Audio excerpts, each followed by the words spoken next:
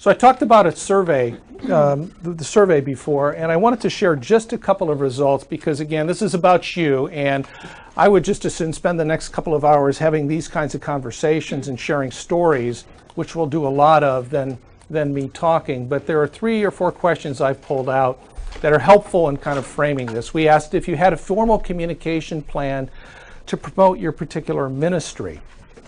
And not surprisingly, this is very normal. In fact, I wanted to single out the couple that said yes.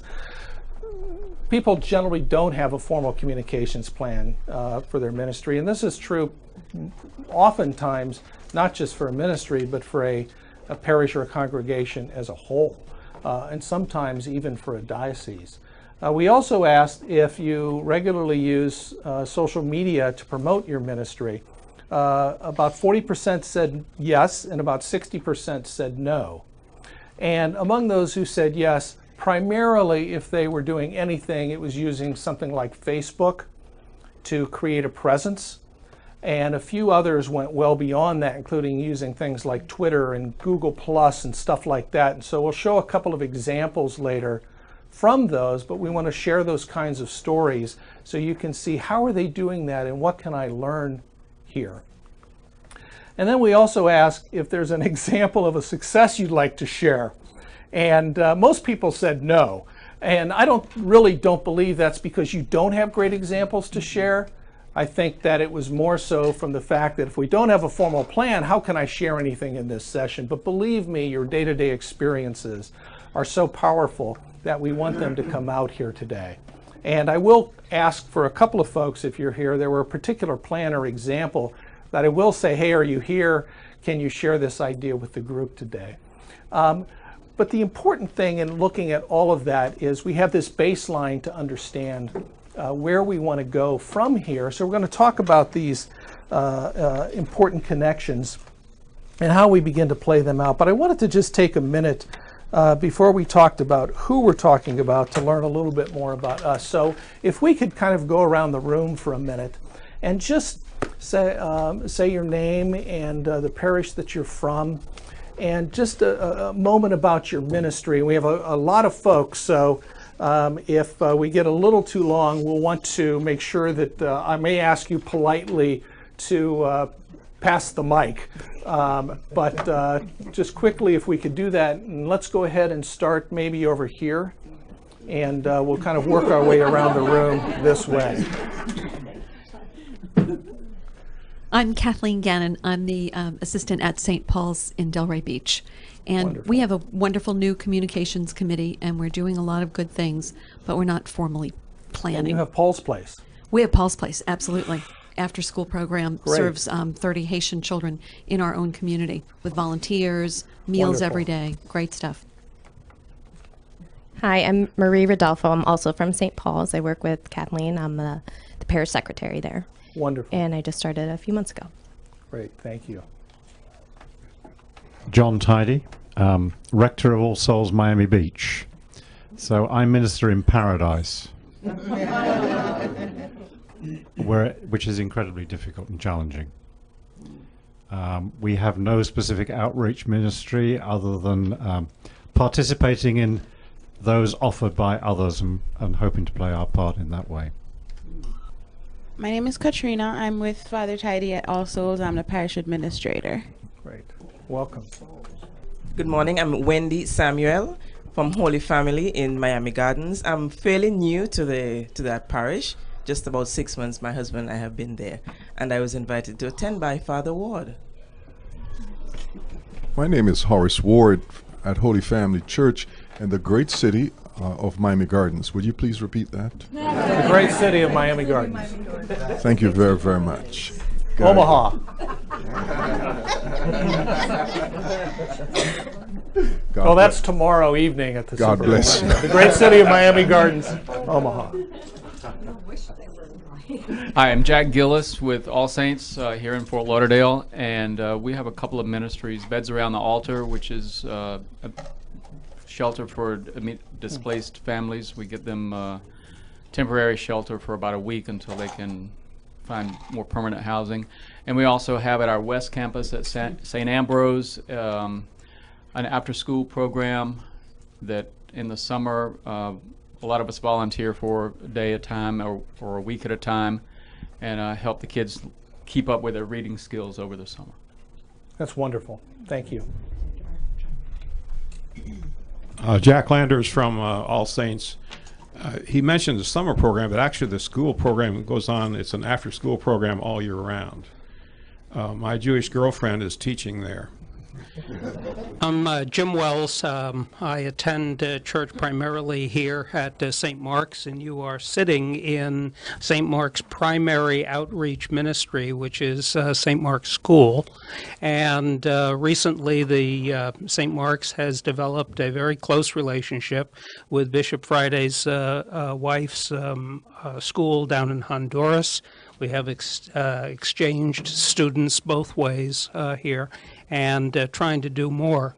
On Fridays, I attend St. Martin in the Field in Pompano, and then on Sundays, I attend an Anglican church in Boynton Beach, who has absolutely no communications programs, one outreach program, a caring kitchen, and trying desperately to bring them into a communications status with not only their parishioners, but the community at large.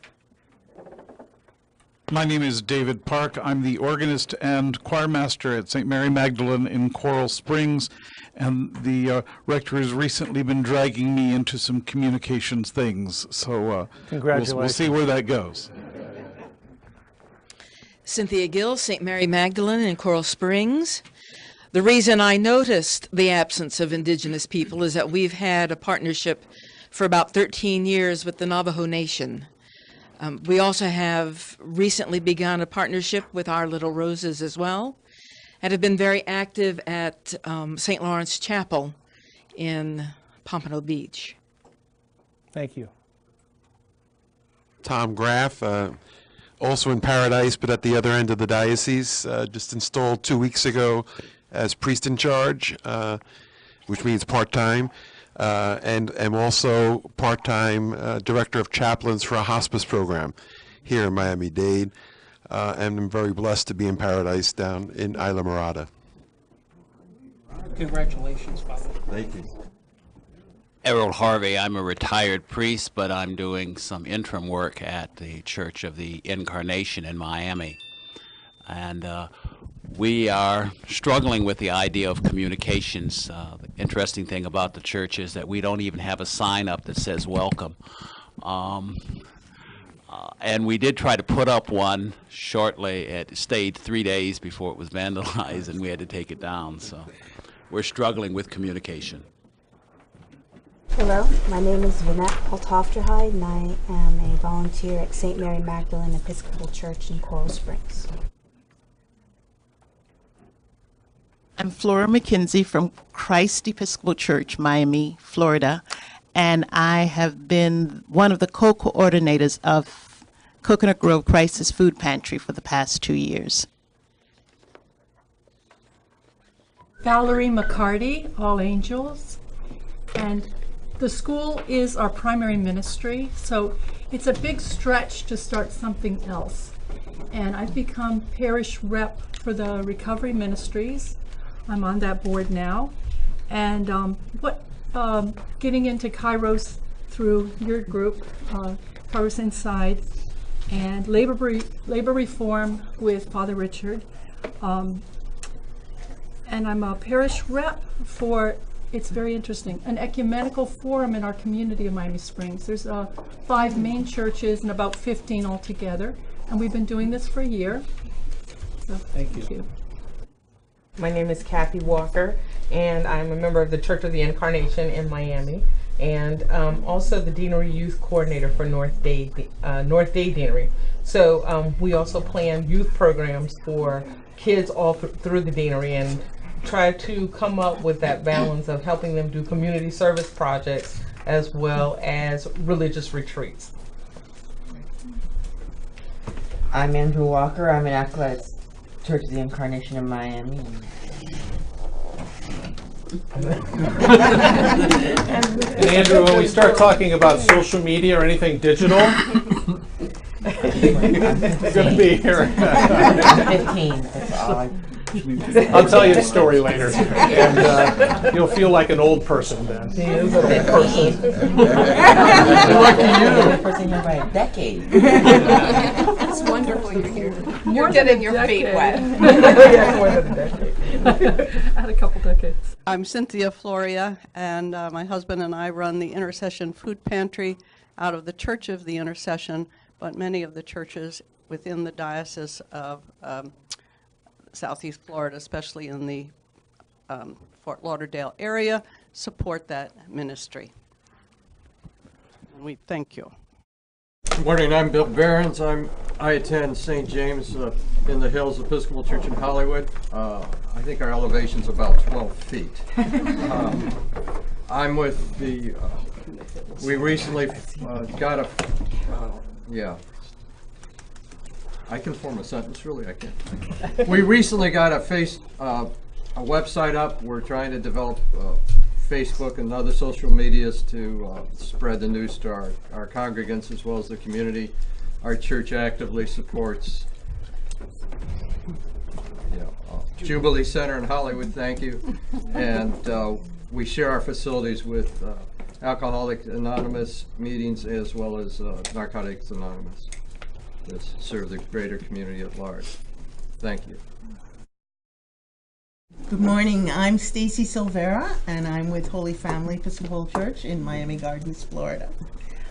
We have a couple of ministries. One is St. Monica's Children's Home in Jamaica, which we send care packages and support them throughout the year.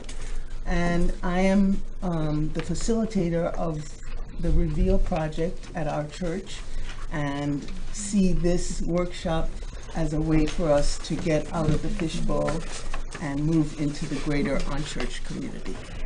I'm Deb Workman. I'm at All Saints Episcopal here in Fort Lauderdale, along with Jack and Rosemary.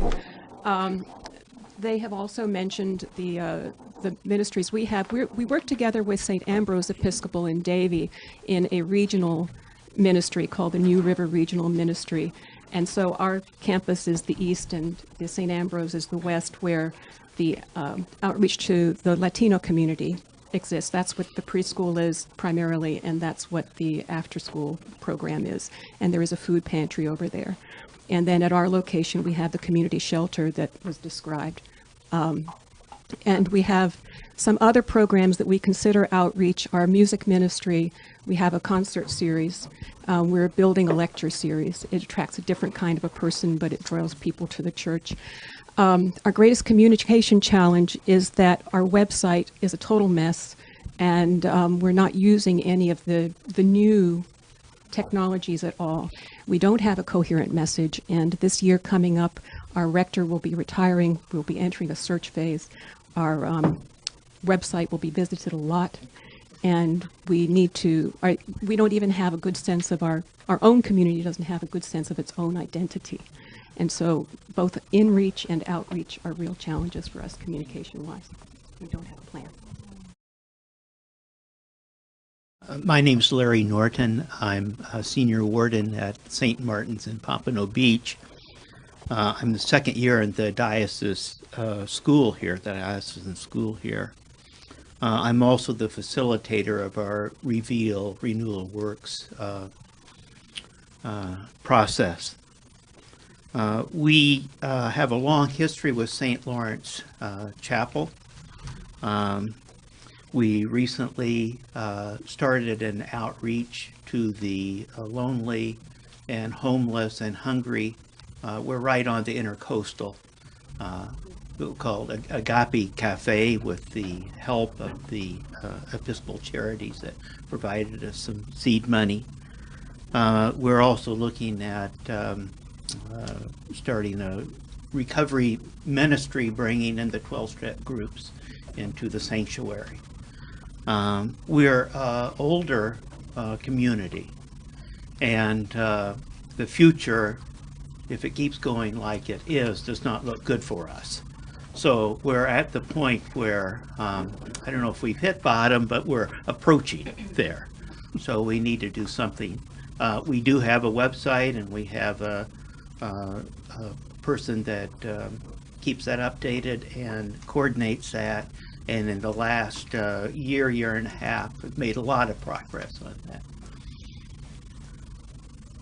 So that's kind of where, that's it. I'm Marge Roberts. I'm the Director of CARE Food Pantry and Social Service Agency, as well as Independence K Homeless Services in Marathon. We're affiliated with St. Columba, but we are actually the result of interdenominational collaboration almost 15 years ago in Marathon. My name is Ernesto Del Mar. I'm with the Church of St. Bernard de Clavora, that's in North Miami. And I'm a Eucharistic minister there. And one of the programs that we have within the charity line would be the assisting the homeless with food, with any things that they might need in that area. So we are still also working and looking for ways to extend more in the community and the communication.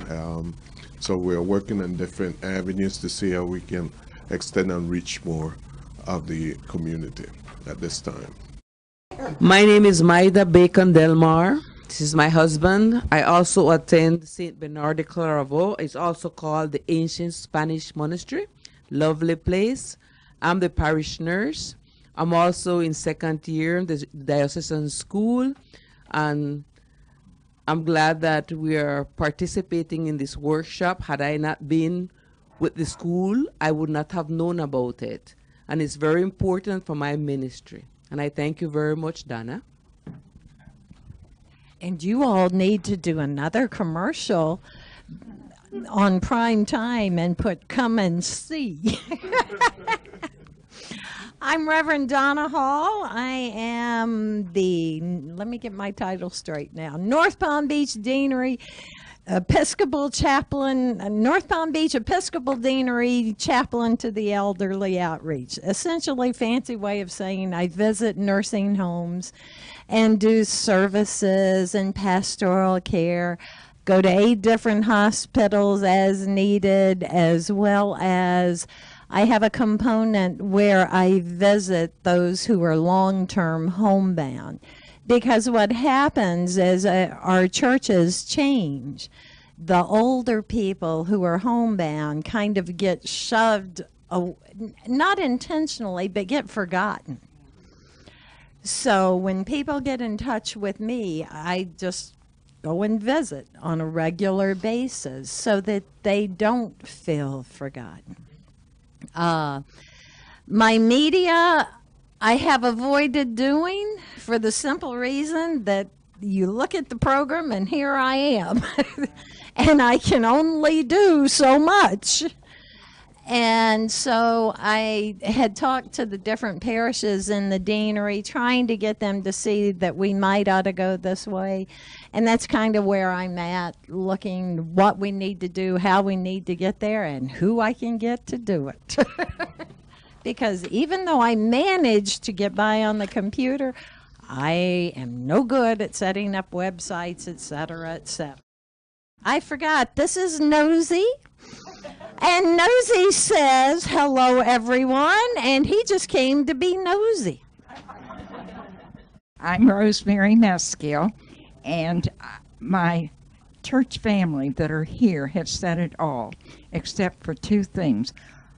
St. Ambrose began, or our ministry there began with a street church for migrant workers, and that evolved into where we participate in the school and the church there. The second thing that has been left out is the diversity of our church family. It is so wonderful. I can't praise it enough. I belong to a church in another area, Midwest, and it's so conservative, and I love the people there in my women's group. However, I just love All Saints family because of its diversity. The last thing, I feel that the women in our church were not really, we haven't evolved into a wonderful women's group. In my other church, every Tuesday, we all get together. There are always 35 or 40 that work on projects, that eat lunch together and share. We haven't found that in our church yet. Other than that, I love our church family. Thank you. Thank you very much. I appreciate everyone kind of sharing a bit of background. As you can see, we have a lot of different stories and a lot of different contexts here. And part of this, I think, challenge that you're all expressing is, what's the right thing for me to do in my situation and with my goals and what I need to accomplish?